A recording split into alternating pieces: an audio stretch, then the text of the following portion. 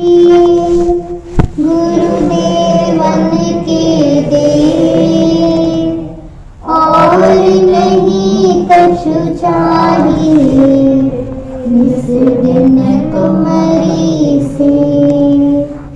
निम्रता और दीनता से भेंट सतगुरु लीजिए, मैं हूँ शरणागत तुम्हारी, दास अपना कीजिए।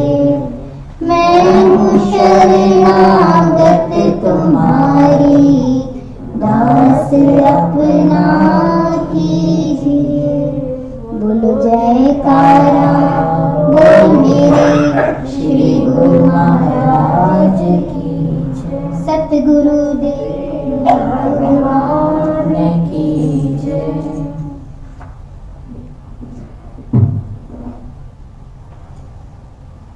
बोलो जयकारा बोल मेरे श्री गुरु महाराज की जय।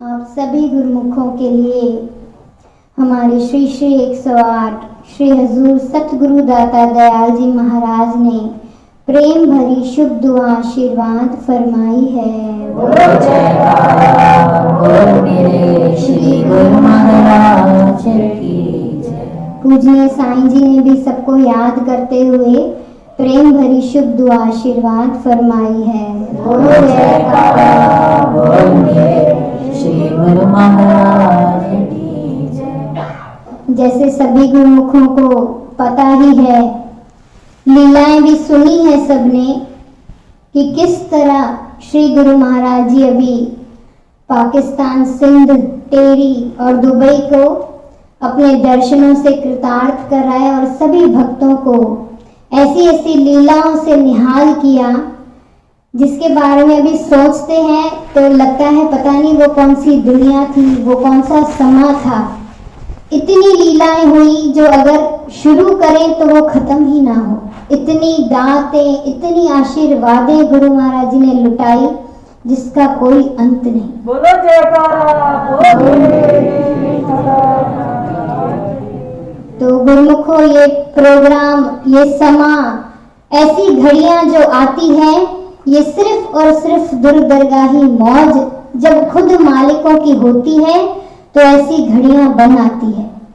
न हमने कभी सोचा, सिंध पाकिस्तान वाले तो जैसे तरस रहे थे, वो जब भी इंडिया आते, दर्शनों पर जाते या कहीं भी गुरु महाराज जी के दर्शन करते, वो सिर्फ यही विनती करते कि गुरु महाराज जी बस कृपा कर दो, क्योंकि अगर आते तो कुछ ही लोग आ पाते, जैसे उनका पूरा जत्था बन करके आता। तो अभी तो कोविड की वजह से तो काफ़ी वैसे ही तकलीफें थी, तो ट्रैवल बंद था।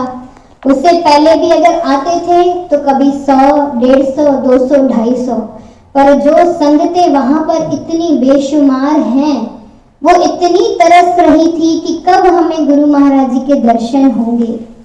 मतलब तीसरी पातशाही गुरु महाराज जी जो वहाँ पर अपना नाम का प्रचार कराए और इतनी पुरानी रूहों को जोड़ आए, सबने ग्रंथों में पढ़ा ही है कि किस तरह उन्होंने तीसरी पातशाही गुरु महाराज जी ने महात्मा के चोले में भी कितनी रूहों को भक्ति में जोड़ा, नाम की दात उन पर लुटाई और कैसे उनको गुरु महाराज जी के चरणों में जोड़ करके भक्ति करवाई।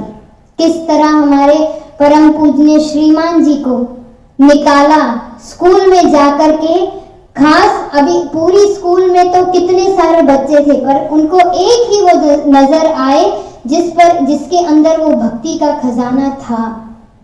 ऐसे करते करते कई रूहों को उन्होंने जोड़ा, रटन करते भारत का।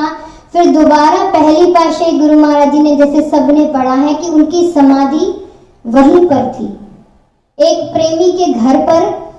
तो काफी लोग पाकिस्तान से, सिंध से भी जाते थे वहां दर्शन करने, पर उनके मन में ये आस था, जैसे सबने देखा ही है, प्रेम भगत जी जो यहाँ पर आते हैं पाकिस्तान से, उनके पिताजी के ये मन में लगन थी कि जहाँ पहली पातशाही गुरु महाराज जी की समाधि अब है टेरी में, तो वहां पर ऐसा भव्य मंदिर हो, उन्होंने पंचम पातशाही जी के चरणों में जाकर विनती करी भी कि गुरु महाराज जी आप आशीर्वाद करो या ऐसी मौज दिखाओ कि वो स्थान ऐसा आलीशान स्थान बन जाए कि जहां पर प्रेमी जाकर उन्हें आशीर्वाद की दातें वहां पर पा सके और वहां पर रूहें बैठकर नाम का सुमरण करके वो सुकून और शांति पा सके। तो तब पंचम पातशाही गुरु महाराज जी ने फरमाया कि ऐसा समय आएगा, वक्त आएगा, घड़ी आएगी जब परमहंसों की स्वयं उनकी दुर्दरगाही मौज होगी। ऐसा आलीशान मंदिर बनेगा जहां सारी रूहें दुनिया भर से जाने को वहां तरसेंगी। और आज वो वक्त आ गया, ऐसा भव्य मंदिर वहां बना है जहां कहाँ हम सोचते थे पाकिस्तान मतलब जाना कोई एक बड़ी बात है, मतलब सोच के भी एक डर लगता था, पर आज जब गुरु महाराज जी ने वहां पर भव्य ऐसा स्थान बनाया, हजूर गुरु महाराज जी ने खुद अपने मुखारविंद से फरमाया कि अब से इनका नाम टेरी साहिब करके कहो। तो टेरी साहिब में वो जो स्थान बना ऐसा भव्य बना कि जिसको देखते ही दिल खुश हो जाए और हम सोच भी नहीं सके कि ऐसा नजारा भी वहां हो सकता है। तो ऐसी ऐसी लीलाएं वहां पर रची गुरु महाराज जी ने।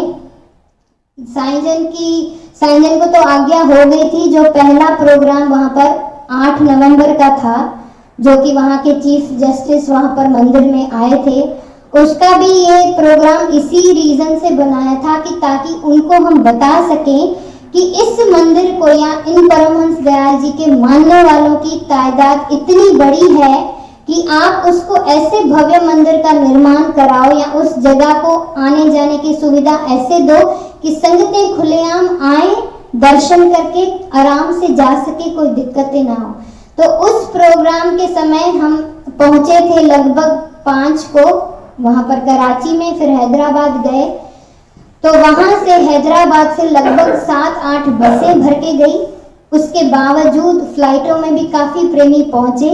तो उस समय में 8 नवंबर के दिन में भी हजारों में वहां संगतें पहुंची थी और इतना अच्छा वहां का उन्होंने बंदोबस्त किया था, जितना सुनने में जितना डर है वैसी कोई बात नहीं। कितनी अच्छी सिक्योरिटी दी थी उन्होंने, खाने पीने का इतना अच्छा बंदोबस्त। जहां कुटिया भी बनी, जहां पर कुटिया है एक जैसे पहाड़ पर बनी है, वो बिल्कुल स्लोप इतना ऊंचा है कि पहले तो बसें या कारें जा नहीं पाती थी। अब थोड़ा रास्ता बनवाया है कि जो बहुत मजबूर हैं उनकी कारें, गुरु महाराज जी की कार तब जाहिर है चढ़ गई, काफी कारें चढ़ गई जो महात्मा लोग नहीं जा पा रहे थे।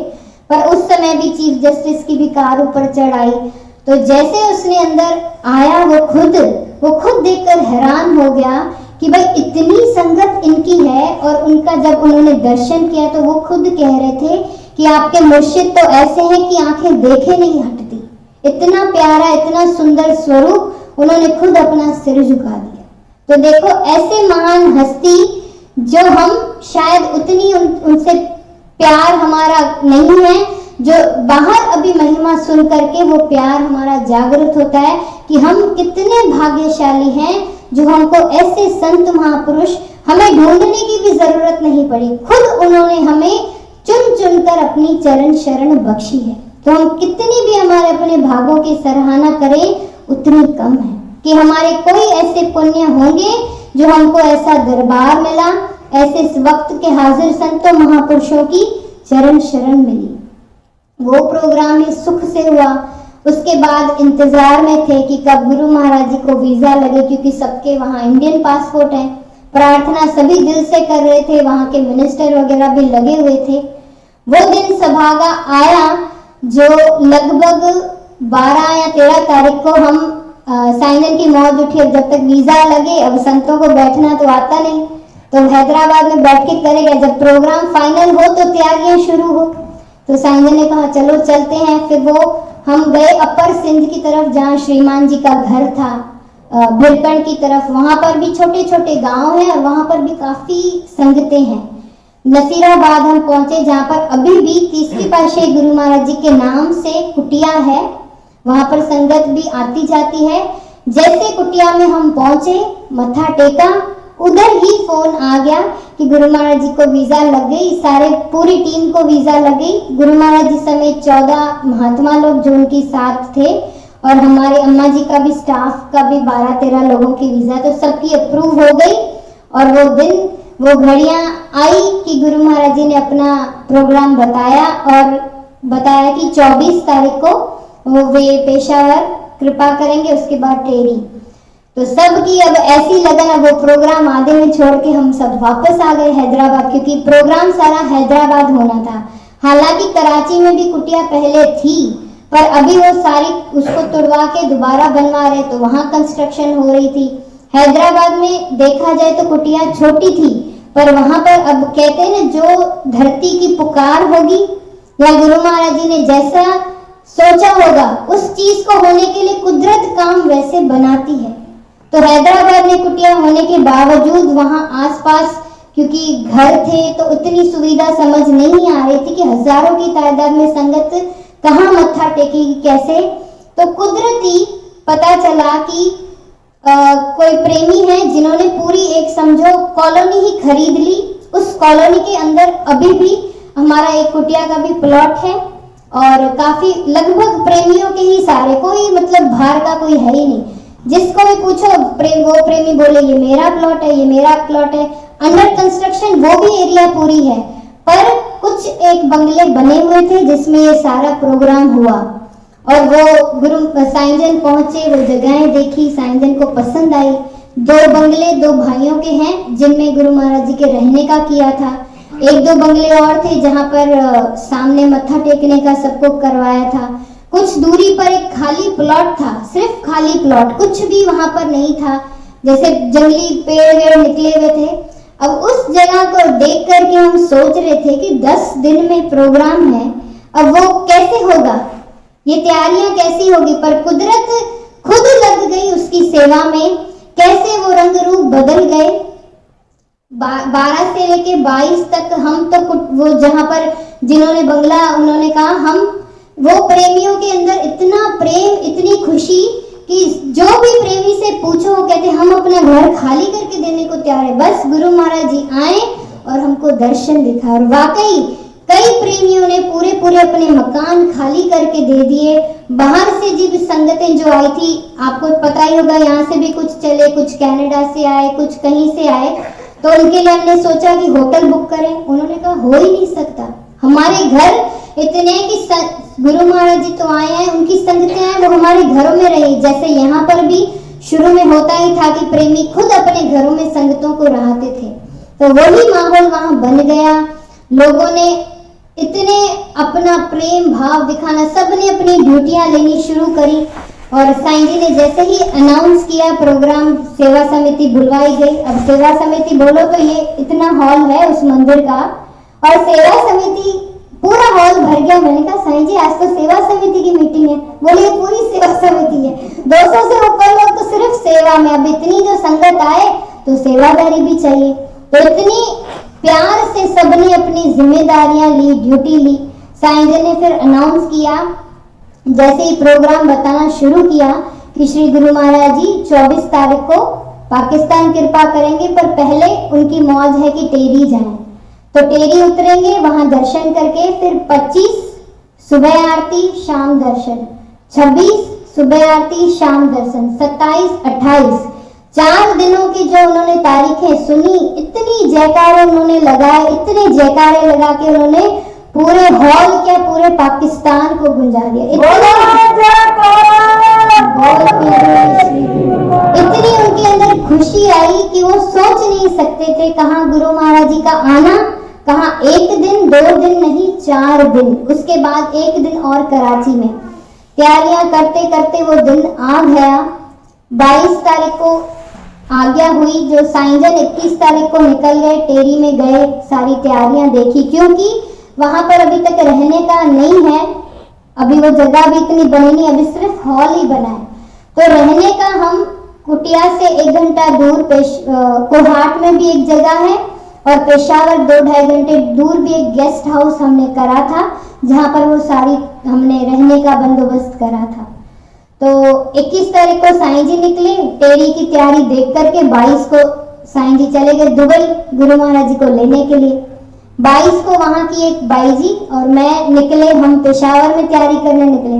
अब जगहें इतनी थी कि सब हम बिखर गए।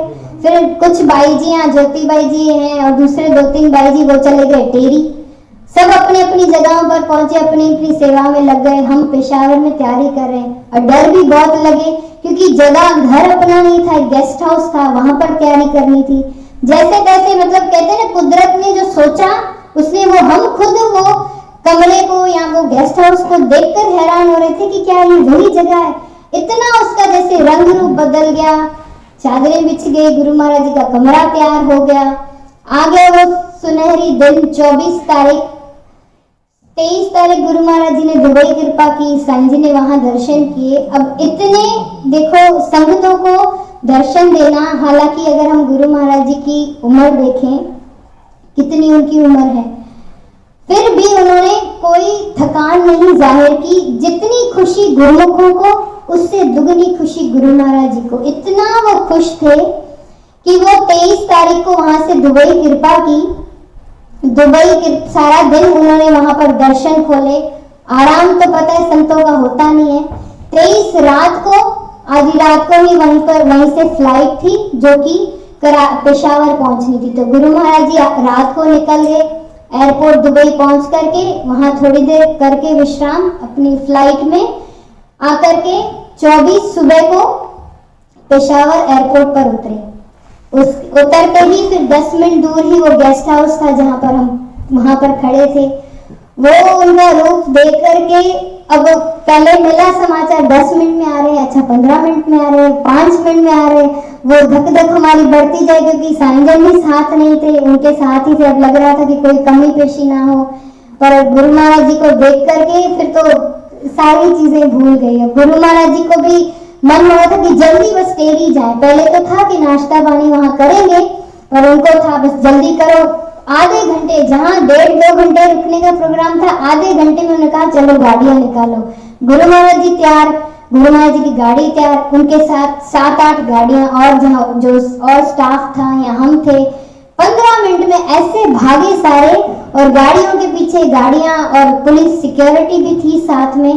साथ चलते चलते 2 घंटे का सफर, और सीधा जाकर के हम टेरी पहुंचे। टेरी पहुंचते ही गुरु महाराज जी इतने मुस्कुराए और उन्होंने पहुंचते रिबन काटी, कुटिया में वहां प्रवेश किया। और पहुंचते पहले पर्दे बंद थे, फिर धीरे धीरे पर्दे खोले और गुरु महाराज जी ने फिर स्वरूप, पहले हमने अंदर विराजमान करा था, पहली पातशाही जी का भव्य स्वरूप था। फिर खुद श्री गुरु महाराज जी ने वो स्वरूप को वहां महासमाधि पर विराजमान करके ऐसे सबको निहारा और उनको मत्था टेका। फिर सारी संगत को आशीर्वाद देते हुए पूरे हॉल में जो जयकारे गूंजे उसका बयान नहीं कर सकते। फिर गुरु महाराज जी ने खुद अपने कर कमलों से तिलक लगाया, आरती करी, फिर वहीं पर चौकी बनाई थी, वहां विराजमान हुए। सबको देख करके वो इतने खुश हो रहे थे कि वो दिन आज सुहाना आ गया, वो घड़ी सुहानी आई, जो परमहंसों की खुद की मौज भी पूरी हुई कि आज छठे रूप में खुद गुरु महाराज जी, हजूर गुरु महाराज जी आकर उस जगह पर भी पहुंचे। और संगतों ने और जो भी आश्रम वासी थे वहां पर पहुंच के सबने इतने प्यार से सबकी तरफ से मत्था भी टेका, और इतने सुंदर प्रवचन हुए जिसमें गुरु महाराज जी ने खुद फरमाया कि आप सब भाग्यशाली गुरुमुख हो जो यहाँ पर पहुंचे, जो नहीं भी पहुंचे उनकी भी आज हाजिरी यहाँ पर लग गई। तो ऐसे उन्होंने रंग लगाए जिसका बयान नहीं कर सकते। एक एक पल वहां का हम याद करते हैं तो लगता है कोई ऐसा सपना देखा था। फिर गुरु महाराज जी ने वचन हुए, महात्मा जी ने, प्रेमी महात्मा ने सत्संग किया। फिर साईं जी को वचन कहा कि अब मतलब उनको वैसे ही सत्संग का शौक है तो एक के पीछे एक हो गया। आधा 1 घंटा उसमें बीता। फिर गुरु महाराज जी ने कहा अब चले। उठ के परिक्रमा करी, परिक्रमा करके अंदर भी एक छोटा कमरा बनवाया था, वहां पर परमहंसों की 5 स्वरूप भी वहां विराजमान करे, वहां मत्था टेका। इतने में हम सब बाहर मत्था टेक रहे थे। हमने सोचा सारी संगत की तरफ से मत्था टेके, पीतांबर चढ़ाए। ऐसे ख्याल ही सारी बाईजियां खड़े थे, बड़े बाईजी दुबई वाले, वहां के पाकिस्तान के और जो भी इंडिया से आए थे, हम सब सोच ही रहे थे पीतांबर चढ़ाए, गुरु महाराज जी बाहर निकले। तो गुरु महाराज जी परिक्रमा करते करते सामने आए और एकदम खुद मांगा कि अब पीताम्बर दो, हम सबकी तरफ से चढ़ाते हैं। बोलो जयकारा तो खुद हम इतने हैरान हुए कि हम सोच ही रहे थे कि आप सबकी तरफ से चढ़ाएं। गुरु महाराज जी ने खुद मांगा और सबकी तरफ से इतने प्यार से उन्होंने पीताम्बर चढ़ाया, मत्था टेका, और हमने भी सबकी तरफ से वहां दंडवत करके मत्था टेका और प्रसाद भी वहां का लेके आए हैं, नीचे बांटने के लिए रखा हुआ है, तो सभी प्रेमियों को मिलेगा। वो प्रोग्राम वहां पूरा हुआ। फिर गुरु महाराज जी की मौज हुई। चलो फिर आधे घंटे दूर एक और गेस्ट हाउस था जहां पर लंगर का प्रबंध करा था, वहां से चल के फिर पहली बार ऐसा हुआ है कि मौज तो ऐसी थी कि चार्टर प्लेन किया जाए, पर वहां पर ऐसी सुविधा नहीं थी। पर कुदरत को जो मंजूर था कि PIA एयरलाइंस करके पूरी एक फ्लाइट बुक कर दी गई, जिसमें गुरु महाराज जी आगे, पूरी संत मंडली और उसी में ही संगत। अब आज तक ऐसा कभी कहीं किसी शहर में नहीं हुआ कि एक ही फ्लाइट में गुरु महाराज जी भी बैठे, संत मंडली भी और पूरी संगत भी। वो काम भी वहां पर सिद्ध हुआ कि गुरु महाराज जी कहते हैं ना, जहाज पार करके ले जाए। सच में उन्होंने वो पेशावर से लेके कराची तक 2-2.5 घंटे का जहाज था, उसमें आगे गुरु महाराज जी बैठे थे और पूरा प्लेन जैसे प्रेमियों से एंटर करते, वो पायलट जो था वो भी सिंधी था, एंटर करते वो सबको जैसे कर रहा था और सारे इतने खुश बैठे प्लेन में, सबने जयकारे लगाए। फिर प्रेमी महात्मा ने 2 मिनट वहां वचन भी करे कि सभी भाग्यशाली हैं कि हम गुरु महाराज जी के साथ यहाँ ट्रैवल करें। अब सारा दिन सोचो सफर में बीता, रात के निकले, सुबह भी ट्रैवल, फिर टेरी में ट्रैवल, फिर आते फिर फ्लाइट, तो रात को 12 बज गए। 9 बजे उतरे कराची एयरपोर्ट, वहां से फिर 2-2.5 घंटे दूर था हैदराबाद, जहां पर करा था सारी तैयारी। तो मतलब हैदराबाद पहुंचते पहुंचते रात के 12, और रात के 12 बजे वहां पर इतनी वो लाइटें लगी जैसे, तो पूरा उन्होंने तब दिवाली मनाई। एक एक कोना लाइट से ऐसे जगमगा रहा है और हजारों में वहां संगतें। रात के 12, कोई कौन बोले रात के 12, तो दिन लगा हुआ था। ऐसे संगतों ने वहां वेलकम किया, स्वागत किया। हालांकि मिली एक झलक, बैठे नहीं गुरु महाराज जी, पर फिर भी उस एक झलक के लिए जो प्रेमी कह रहे थे दोपहर से लेके वहां पर बैठे थे कि गुरु महाराज जी आएंगे आएंगे आएंगे, उनकी आंखों की वो तरस पूरी हुई। एक झलक गुरु महाराज जी का करके वो प्रेमी ऐसे निहाल निहाल होके जयकारे उन्होंने लगाए कि उनके दिल में वो खुशियां फूली नहीं समा रही थी। फिर नेक्स्ट डे प्रोग्राम हुआ 24 को सुबह 6 बजे आरती का, 6-6:30 बजे आरती। फिर वहां सबने दर्शन किए, इतने प्यारे दर्शन, भजन, स्वागत किया। तो वो प्रोग्राम चला। फिर 9 बजे मौज हुई कि अब संगतें मत्था भी टेकें। तो जहाँ गुरु महाराज जी का बंगला था उसके सामने ही दूसरे बंगले में वो तैयारी करी थी कि वहीं पर फैमिलियां मत्था टेकेगी। अब एक फैमिली में आप हिसाब लगाओ लगभग 150-200 लोग। अब वो एक फैमिली मत्था टेके तो ऐसे समझो गुरु महाराज जी विराजमान होते 11 बजे, जाके 3 बज जाते, 3:30 बजे कंटिन्यूस 4 घंटे बैठे, सबको एक एक से बात करी। एक एक प्रेमी मतलब समझो कम से कम 2-3 हजार लोगों ने एक टाइम पे मत्था टेका।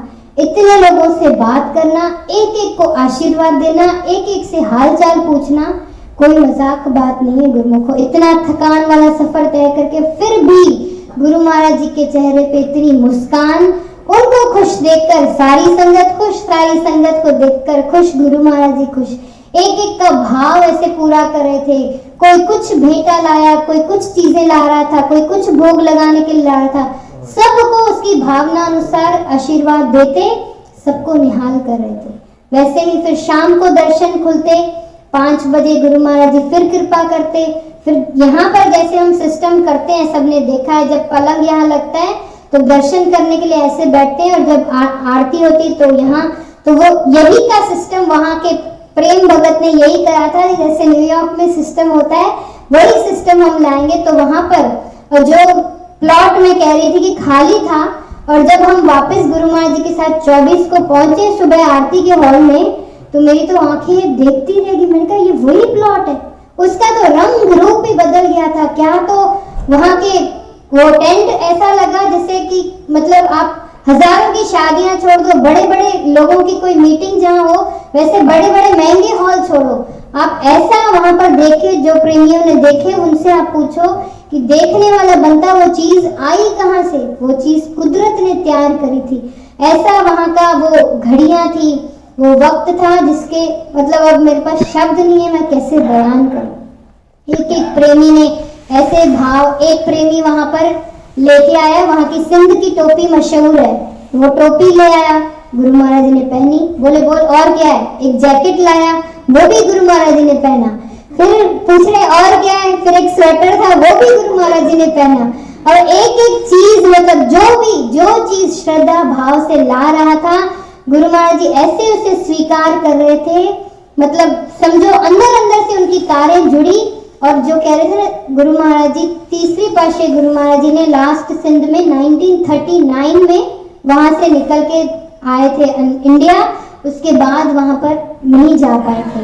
चतुर्थ पातशाही जी भी नहीं गए, पंचम पातशाही जी भी नहीं गए। अब हजूर तो 82 इयर्स 82 सालों के बाद ऐसा समा आया, तो सोचो उन्होंने कितनी तपस्याएं की होगी, कितनी प्रार्थनाएं की होंगी कि आज उनको ऐसा फल मिला जिसका बयान नहीं कर सकते। साईं जी भी अपने सत्संग में मुखारन से यही फरमा रहे थे कि जो हम सुनते थे ना, जप तप ऋषि मुनि करते हैं सालों के साल, वैसे सालों के साल पाकिस्तान वालों ने इतनी तपस्याएं की, आज उसका रंग ऐसा लगा कि गुरु महाराज जी आकर के एक एक बच्चे क्या, बड़े क्या, बूढ़े इतना आशीर्वाद लुटाए कि वो खुशियों से फूले नहीं समा रहे थे, इतना उनको निहाल किया।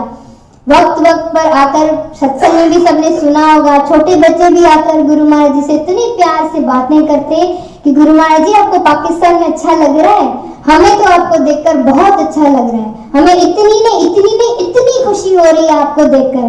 तो गुरु महाराज जी ने बोला हम आपको आशीर्वाद इतनी सारी आशीर्वाद देते हैं। तो इतनी आशीर्वाद एक एक गुरुमुखों पर लुटा करके गुरु महाराज ने इतनी लीलाएं करी। फिर शाम को दर्शनों के बाद मौज उठती तो उठकर लीलाएं भी काफी करते।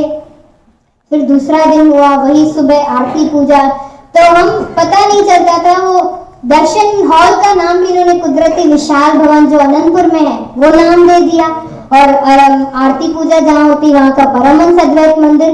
तो बिल्कुल वो नजारा था कि हमें लग रहा था हम श्री अनंतपुरी बैठे हैं। और कुदरती उन्होंने पाकिस्तान वालों ने वो भजन भी बनाया कि सालन खां सिक्का हुई जा, अचन जी पक्का हुई जा, थी वही सापुर सिंधड़ी लगे पई अज श्री आनंदपुर। की सालों से जो तपस्या की थी और जो गुरु महाराज जी ने वादा किया था, आज वो सारे पूरे हो गए।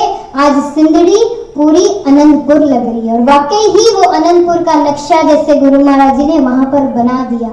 गुरु महाराज जी विराजमान होते, पास में संत मंडली विराजमान होती, सामने संगतें, और जो दर्शन हॉल करा था उसमें एक टाइम पर हजारों में मतलब 7-8 हजार का, जब भी जो जितना प्रसाद रखते वो लगता था कम पड़ गया, ये कम पड़ गया। तो संगतें इतनी बड़ी, एंड में पता चला कि लगभग 30,000 से भी ऊपर लोगों ने मत्था टेका था। अब सोचो इतनी संगतें वहां पर होंगी ना, कहीं और से तो आई नहीं। वहां पर क्या है, कई लोग छोटे गांव में रहते हैं, कोई तो सब अपने घरों को ताले दे करके सब आके उधर ही रहे जा, और पता भी नहीं चलता था कि संगतें आ कहां से रही, आती जाए। गुरु महाराज जी पूछते अच्छा और है, और ये हुआ। फिर जब दुबई पहुंचे, फिर थोड़ा वहां पर तो लिमिटेड संगत से घुमाए गए, तो हो गया, बस हो गया। पाकिस्तान को देखकर गुरु महाराज जी मौज में 2 घंटे उनको लगता था कुछ भी नहीं है, अब तो 4 घंटे बैठो तो मजा है। तो वो उन्होंने ऐसी रचना रचाई। फिर करते करते 24, 25, 26, 27, 28 तारीख तक वहां पर मेला लगा रहा। उस बीच में एक ड्रामा भी बच्चों ने वहां पर किया था, कुछ रिकॉर्ड करके आगे बच्चे वो दिखा रहे थे कि देवी देवता भी इस धरती पर आने को तरस रहे हैं। आज जब हजूर गुरु महाराज जी ने अपने चरण छुआए हैं, परम पूजनीय अम्मा जी ने 2019 में जब कृपा करी थी, तब भी मौज हुई थी कि गुरु महाराज जी कृपा करेंगे, पर वो वक्त ऐसा बन गया कि नहीं जा पाए। पर आज वो समा आ गया कि गुरु महाराज जी ने अपने वचनों को पूरा किया, साकार रूप दिया और अपने दर्शनों से निहाल किया। तो आज देवी देवता भी यहाँ पर आए हुए हैं, तरस रहे हैं। फिर लास्ट में उन्होंने एक लाइन बताई कि कुछ ऐसे लोग हैं जिनकी बहुत तमन्ना है पर स्वामी जी क्या करें, उनको वीजा ही नहीं मिली। ये सुनकर के सभी हंस पड़े, गुरु महाराज जी भी हंस पड़े, बोले आएगा ऐसा समा कि वो घड़ियां भी आएंगी जब सभी गुरुमुख आकर के यहाँ पर टेरी साहब में भी आकर के दर्शन भी करेंगे, मत्था भी टेकेंगे। फिर कुदरती 29 को कराची का प्रोग्राम था, फिर हैदराबाद से फिर कराची गए बाय रोड, फिर 2 घंटे सफर करके वहां पर भी कुटिया बन रही थी तो कुटिया पे भी चरण छुआए, फिर किसी प्रेमी के वहां पर घरों में रहे, तब भी वहां पर भी दर्शन शाम को खुले, वहां पर भी हजारों में संगत बैठी है, सब अपने बैठ करके वो दर्शन पा करके इतने निहाल हो रहे थे। तो वहां पर भी गुरु महाराज जी ने यही प्रवचन फरमाए कि आप सबको पता है गुरुमुख का मतलब क्या है। गुरुमुख का मतलब यही कि जो गुरु की तरफ मुख करे और गुरु महाराज जी की आज्ञा में चले। तो हम आप अगर गुरुमुख कहलाएं तो हम उनकी आज्ञा माने। कहते हैं ना, जैसे वक्त के हाजिर महापुरुष हैं, उनके हाथ में अथॉरिटी होती है कि वो जो चाहे वो करें, क्योंकि वो दूर दरगाह से वो मौज लेकर के आते हैं और उनके वचनों में इतना पावर होता है, जो उन वचनों को माने तो उसने समझो यहाँ पर भी अपना जन्म सवार लिया और गुरु महाराज जी पूरी उसकी जिम्मेदारी उठाते हैं। तो यही वचनों को सुनकर के सबने जयकारे लगाए और अपने भाग्य सराहे कि हम कितने भाग्यशाली गुरुमुख हैं जो ऐसी घड़ियां हमको सुनहरी मिल रही हैं। तो वही भाग, वही कृपा हम सब पर भी यहाँ पर हुई है कि देखो गुरु महाराज जी ने हमको वो नजारा दिखाया, हम कोशिश करके वो लीलाएं आपको बता रहे हैं ताकि आप भी इमेजिन करके वो नजारे देख पाओ, उसको महसूस कर पाओ और वो सारी गुरु महाराज जी की आशीर्वाद जो उन्होंने वहां लुटाई वो यहाँ पर भी हमको घर बैठे मिल रही है। और ये प्रार्थना हम भी करें कि ऐसी दात, ऐसी रहमत हम आप पर भी जल्दी हो। विनती करी हमने गुरु महाराज जी से कि स्वामी जी अब अमेरिका भी कृपा करो, संगतें बहुत तरस रही है। तो मैं कहा अब वहीं की बारी है, तो अब यही हम आस लगाते हैं श्री गुरु महाराज की, यही आस करते हैं कि जैसी लीलाएं, जैसी कृपाएं गुरु महाराज जी ने वहां पर करी वो यहाँ पर भी हो। तो 29 तारीख फिर कराची के बाद गुरु महाराज जी का प्रोग्राम था दुबई, फिर सभी दोबारा हम एमिरेट्स में सभी साथ में एक ही फ्लाइट में फिर से वो मिला, कृपा हुई कि सब दोबारा हम फ्लाइट में इकट्ठे गए और दुबई जाकर के पहुंचे। फिर वहां पर भी 3 दिन का प्रोग्राम था, वहां पर भी आश्रम छोटा है तो 2 दिन आरती पूजा बाहर हुई जहाँ पर संगतें वहां पर भी आके दर्शन करने लगी। फिर तीसरे दिन फ्राइडे का दिन था जो कि वहां पर मेन छुट्टी का दिन होता है, उस दिन दर्शन खुले। इस बीच कुटिया में प्रोग्राम रखा था कि सब आकर के मत्था भी टेकते थे। तो ये और भी ऐसी कई लीलाएं हैं जो बताने के लिए तो टाइम देखा जाए तो वो तो खत्म नहीं होती, पर लीलाएं बहुत गुरु महाराज जी ने करी। फिर सबसे एंड में फिर सबने हमने मत्था टेका, फिर से विनती करी कि स्वामी जी जो संगतें आई हैं नहीं आई हैं सबकी तरफ से मत्था टेकते हैं। गुरु महाराज जी ने दोनों हाथ उठाकर आप सब गुरुमुखों के लिए दोबारा प्रेम भरी शुभ दुआ आशीर्वाद फरमाई। बोलो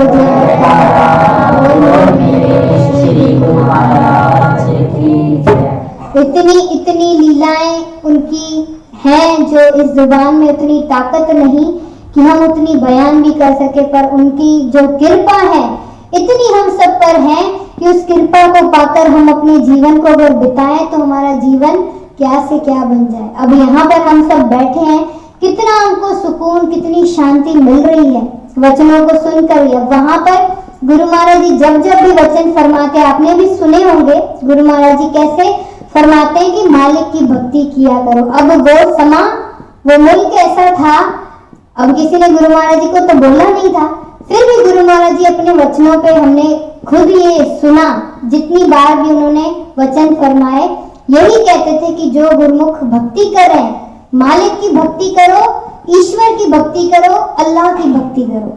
मतलब उनके बताने का जरिया था जो जिसको मानता है उसी को भले माने पर बस भक्ति करे, क्योंकि भक्ति इस समय में इतनी जरूरी है, उसका साथ पाकर ही हम अपने जीवन को सफल कर सकते हैं। क्योंकि माया तो देखो इतनी जोर है इस दुनिया में कि उसके आश्रय पर चलते हैं। अगर मन अपने मन की बातें सुने तो आप दूसरे लोग भी देखो दुनिया में रहते हैं, उनसे पूछ के देखो क्या वो खुश हैं। पर हम आप जैसे भाग्यशाली गुरुमुख हैं कि हमको घर बैठे गुरु महाराज जी ने खुद फरमाया कि जो जहाँ रहता है भक्ति करे, चाहे इंडिया में रहे, पाकिस्तान में रहे, देश में रहे, विदेश में रहे, जहाँ रहे भक्ति करेगा तो ये हमारी जिम्मेदारी है कि हम उसकी झोलियों में खुशियां भरेंगे ही भरेंगे। तो इतनी वो जिम्मेदारी ले रहे हैं, इतनी गारंटी ले रहे हैं, तो इसके बाद गुरुमुखों हमारा ही तो फर्ज बनता है कि हम उनके वचनों को माने, और इतना माने कि बस हम ये अब गुरु महाराज जी छोटी छोटी बातों पर कहते हैं ना, मतलब हम अगर उनकी बात माने गुरु महाराज जी प्रसन्न हो जाते हैं। कहते हैं ना हम आप पर सब पर बहुत प्रसन्न है। तो कहते हैं प्रेमी महात्मा ने अपने वचनों में फरमाया कि कोई ऐसा समा था कि देवी देवताओं या भगवान को प्रसन्न करने के लिए कितने जप तप करते, एक पैर पर खड़े होते, कितने दिनों दिन वो तपस्या करते सिर्फ एक मुस्कान पाने के लिए या प्रसन्नता पाने के लिए। आज गुरु महाराज जी ने इतनी सरल भक्ति कर दी है कि गुरु महाराज जी कहते हैं आप वचन हमारे मानो, 5 नियम निभाओ, हम आप पर प्रसन्न हैं और आपकी जिम्मेदारी भी उठाते हैं। कितना कितना वो हम पर एहसान करते हैं, कितनी रहमत वो हम पर लुटाते हैं। तो हम भी गुरुमुख बनकर इस फर्ज को जरूर अदा करें कि हम उनके वचनों को माने। वचनों क्या वो फरमाते हैं कि सिर्फ 5 नियम निभाओ, आरती पूजा सेवा सत्संग सुमरन और ध्यान, ये 5 चीजें करो, उसके बाद हमारी जिम्मेदारी है, हम आपका जिम्मा उठाते हैं।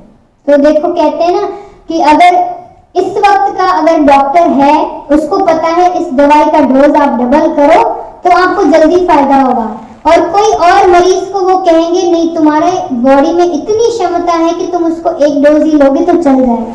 तो वो ऐसा समा है कि पहले तीसरी पातशाही गुरु महाराज ने फरमाया था कि हाँ 1 घंटा भजन करो तो सब काम हो जाएंगे, और 1 घंटा जरूरी है। पर अब हजूर गुरु महाराज जी अब भी हम जब भी मत्था टेकते यही हमको भी कहते कि खुद भी 2 घंटे सुमरन करो, जो भी आपको मिले संगते जहां भी मिले उनको भी बोलो कि 2 घंटे करें। क्यों? क्योंकि इसमें भी तो गुरुमुखों कोई तो राज होगा। ऐसे तो महापुरुष वचन नहीं फरमाते, उनके एक एक वचन में दुर्दरगाही मौज और मालिक जैसे खुद हमको फरमा रहे। अब भगवान खुद आकर के कोई बात कहे तो वो क्या हमारे मानने की लाजमी है कि नहीं, वो हम खुद सोचें। तो गुरु महाराज जी जो बार बार इस चीज पर इतना जोर दे रहे हैं, वो तो वैसे सबके दिलों की जानते हैं, उनसे कोई भी बात छुपी हुई नहीं है। जो बात जिस भाव से हम उनके आगे जाएंगे वो पूरी कर देते। वहां पर भी हमने कई देखा, कई लोग जब मत्था टेक कर बाहर निकलते वो यही कहते हाय मैंने ये बात सोची थी, गुरु महाराज जी ने मुझे देखकर निहाल किया। ऐसे ऐसे क्वेश्चन, ऐसे प्रश्न करते कि गुरु महाराज जी क्या मैं ये काम करूं? मौज होती तो हाँ होती, मौज नहीं होती तो कह देते कि ना। और वो गुरुमुख भी ऐसे कि हाँ गुरु महाराज जी ने हाँ कहा तो हाँ, ना कहा तो ना। तो इतने उन्होंने इतनी मौजें लूटी, तब देखो इतनी तपस्या की तो उनको आज ये चीज मिली। तो हम भी शायद इस समय अभी कितने 3 साल हो गए गुरु महाराज जी यहाँ पर आए नहीं, तो शायद हमारे प्रेम में कुछ कमी है, कोई चीजें हमारे से रह गई है। तो हम खुद ये प्रार्थना दिल से किया करें। तो गुरु महाराज जी कभी वैसे हमसे दूर तो है नहीं, उन्होंने खुद वचन फरमाया कि हम किसी भी प्रेमी से दूर नहीं है। प्रेमी महात्मा ने भी एक बार वचन फरमाया कि गुरु महाराज जी जहां पर भी विराजमान हो वो अपना कर कमल उठाकर जहां से भी आशीर्वाद दे, वो सिर्फ वहां के प्रेमियों को नहीं, उस शहर के प्रेमियों को नहीं, उस मुल्क के प्रेमियों को नहीं, बल्कि सारे जहां में जितने भी गुरुमुख प्रेमी उनको याद करते हैं वो उस तक जाकर उन आशीर्वादों को लुटा दे। तो इस वक्त भी हम सब उनके चरणों में बैठे हैं, अगर उनको हाजिर समझें तो वो साक्षात हमारे आगे बैठे हैं। उनका ध्यान करें तो वो हमारे आगे बिल्कुल जैसे दोनों हाथ उठाकर आशीर्वाद जैसे वहां दे रहे थे अब भी वो आशीर्वाद यहाँ पर लुटा रहे हैं। तो बस हम उस चीज को अपने ध्यान में पक्का करें, उनकी कृपा को हासिल करने के लिए उनके बताए हुए वचनों पर चलें, आरती पूजा नित्य नेम से करें। जो गुरुमुख नहीं करते कोशिश करके किया करो, 1 नहीं 2 समय, और घर बैठे ही आजकल ऐप में ही देखो सब लीलाएं ये ऐप पर भी सबने सुनी होगी कि कितनी कितनी वो मौजें उन्होंने लुटाई और हमने लूटी और वो आपको अभी दे रहे हैं। वही कृपाएं, वही रहमत वो हर पल, हर क्षण, हर प्रेमी पर लुटा रहे हैं। बस फर्क इतना है, जो उसको महसूस करे वो उनके साथ है, जो नहीं करे तो उसे पता ही नहीं।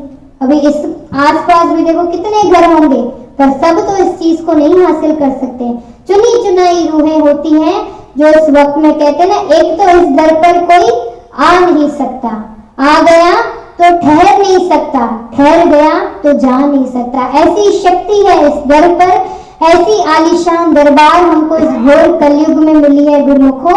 तो इस वक्त का हम फायदा उठाएं, जितना जितना हो सके हम इस दरबार में नित्य नेम से आए। उसके बावजूद घर में गुरु महाराज जी ने खुद अपने स्वरूप दिए हैं कि चलो दरबार तो हफ्ते में एक बार, बाकी 7 दिन क्या करें, तो उन 7 दिन घर पे, जैसे कहते हैं ना स्कूल में तो पढ़ाई करो फिर होमवर्क भी मिलता है, होमवर्क पूरा करोगे तो एग्जाम में पास होगे। वही चीज है कि जितना हम घर में भी भक्ति में, नाम में अपने मन को जोड़े रखेंगे तो गुरुमुखों अंत वेले उतनी पीड़ा नहीं होगी, उतनी तकलीफें नहीं होगी, क्योंकि हमारे ध्यान में अगर गुरु महाराज जी अब बस गए तो अंत में जाहिर है हम उनके पास, उनके साथ ही रहेंगे। तो इस घड़ियों को हमेशा याद रखें, उन वचनों को हमेशा याद रखें, गुरु महाराज जी के उन वचनों को हमेशा दिल में बसा करके उनके बताए हुए वचनों पर चलें। आरती पूजा नित्य नेम से करें, हर संडे जैसे सत्संग होता है सुस्ती ना करके मन में ये कोशिश रखें, ये नहीं सोचे कि गुरु महाराज जी तो चलो स्वरूप है, हम गए नहीं गए कोई फर्क नहीं पड़ता। वो गुरुमुखों वो देखते हैं, उनको पता है कौन आ रहा है कौन नहीं आ रहा है, उनसे कुछ छुपा नहीं हुआ। जितना हम जाएंगे फायदा हमारा है, जो खाना खाएगा पेट उसका भरेगा। एक बार 3 प्रेमी गए गुरु महाराज जी के चरणों में मत्था टेकने, तो एक प्रेमी से गुरु महाराज जी ने पूछा नाम जपते हो, तो उसने कहा मैं नहीं जपता, ये जपता है। गुरु महाराज जी कहते हम आपसे पूछ रहे हैं आप जपते हो, वो जपता ही नहीं था। अब गुरु महाराज जी को पता था कौन जपता है कौन नहीं जपता है, तो उन्होंने उसको ही पूछा जिसने नहीं जपा, फिर भी उसको आशीर्वाद दी कि कोई बात नहीं, अब तक नहीं जपा आगे जपना। तो इतनी दयालुता इस वक्त में गुरुमुखों और कौन कर सकता है। चाहे कितने भी हमने पाप जाने अनजाने में किए हैं, उन सब चीजों को हटाकर जब हम दर्शनों पर जाएं, गुरु महाराज जी ऐसे एक नजर से देख करके हमारे सारे पापों को धो करके हमें बिल्कुल साफ पाक बना देते हैं। तो हम नहीं चाहते कि हम उस चीज को हमेशा पाएं, हम उन गलत चीजों से हमेशा दूर रहें। वो दूर रहने का जरिया ये है कि जब अपने अंदर नाम का सुमरन चलता रहेगा, उनको याद करेंगे तो बुराइयों की तरफ मन जाएगा ही नहीं, तो कोई पाप कर्म होगा ही नहीं, और हमेशा हम अपने दिल में खुश में ही खुश रहेंगे और गुरु महाराज जी हमेशा हमको अपने अंग संग दिखाई देंगे। तो वही चीज को हमेशा याद करके अपने भाग्य सराहते हुए हम गुरुमुख होने का ये फर्ज हमेशा अदा करें और गुरु महाराज जी के बताए हुए वचनों पर चल के उनके नाम का सुमरन करें, तो उनकी आशीर्वादें हम पर हमेशा रहेंगी। उनकी रहमत पाकर हम अपना वक्त यहाँ भी सफल करेंगे और परलोक भी सुहेला होगा। बोलो जयकारा।